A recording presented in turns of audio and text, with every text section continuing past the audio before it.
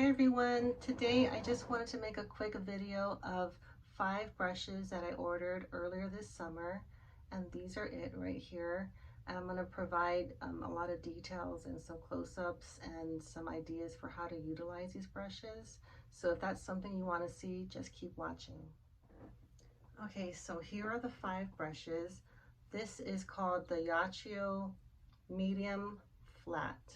So it's a flat domed tip. The other one is kind of like a pointy tapered shape, and this is a medium. It comes in small, medium, and large. This is called the Kebo brush. It's the J6051, and it's a very long, very floppy brush, and it's made of goat hair. This one is the J5533. It's a large blending brush. It's a flathead also. This one, I've really not been able to find a good use for it.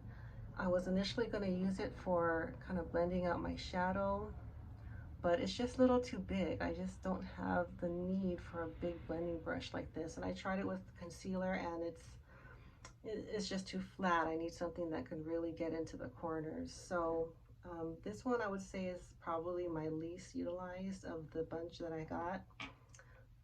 And this one is the G5513. It's just a tiny little paddle brush. I use this almost every day. What this is really good for is if you want to just do a really strong, highlight right here. It fits right there. Put it right here. Or if you want to get some detail work in the corners of your eyes, or kind of like make a little wing with your shadow, this is really good.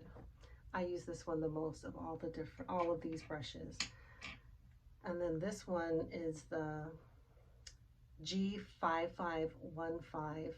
It's a medium-sized pencil brush. It is, for a pencil brush, it is kind of floppy, if you can see there. It's not like the Goss that I use. It's a little shorter, and this one is a lot firmer. And this one, unfortunately, it's not that I don't think it's a good brush. It's an amazing brush. It's just for what I like, this doesn't perform that way.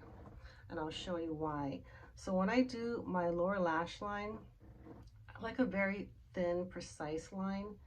And when I use this brush, so I'm going to dip a little bit into this dark shade right here. So this is a liner brush, is what I was hoping this would be. It just makes it a little,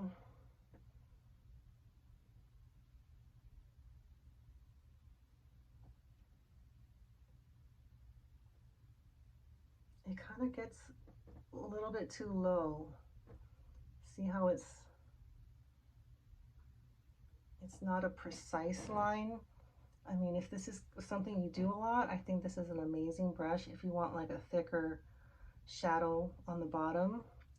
But I don't really like a lot of shadow on my under my eyes, so that's why I don't use this. I mean, I will use it at some point, but on a day-to-day basis, I don't. And this one, it took me a while to get the hang of this one. It's not the bristles aren't as soft, and but what's good about that, it picks up like a hard pan blush, or any kind of powder that you're having a hard time picking up. It picks it up really well. So for example, a NARS blush, that would be really good. I wanted to use this for my cream blushes, but the problem is when you do this, the brushes are not fine enough. It makes little brush marks on your skin, and you have to do this, and that tends to lift up your base makeup. So when I do that, I usually pat, but I have something better for that. So this one I use when I use a specific blush. When I use my NARS blush, this is what I use. And this one, I unfortunately rarely use this. I don't know really what it's meant for.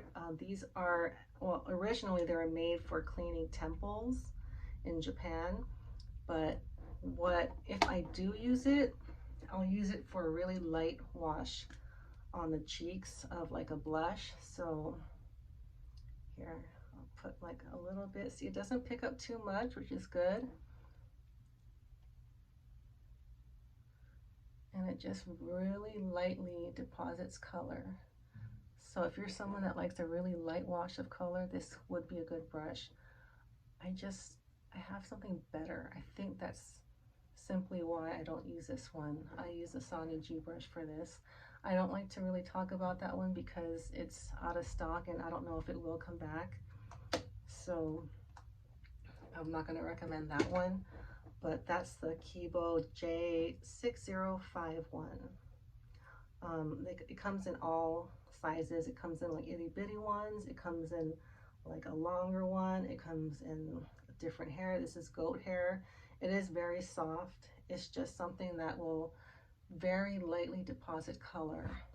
Something that I just thought of, it might work well with like a highlighter. I can try that right now so you guys have a better idea of what it does. So it will deposit highlighter. But I like my highlighter very subtle. Oh, it actually did really lightly deposit that. So if you really like a barely there deposit of powder, it does give that to you. Try it on the other side. I didn't put any powder highlight on today. I'm just using the Anastasia Sun Dipped palette.